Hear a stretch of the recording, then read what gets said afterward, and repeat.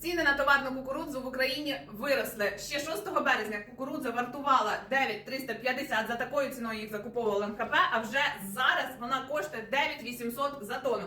Чому це відбувається? 18 березня Туреччина оголосила квоту на закупівлю кукурудзи в розмірі 1 мільйона тонн, і, звісно ж, ціни в Україні також на неї піднялися. Тому що всі прекрасно знають, що українська товарна кукурудза є однією з найякісніших в світі. І тому, здебільшого, в Європі хочуть, як не крути, та все ж таки український якісний товар. Що буде з кукурудзою в цьому сезоні, невідомо. Ніхто вам точно не скаже, який би це гарний експерт і не був. Так, подекуди площа кукурудзи зменшується через ротацію посівів на полях і також через зміни кліматичних умов. Але на зараз ціна на кукурудзу така, і кукурудза буде наша українська якісна, і її будуть потребувати в світі.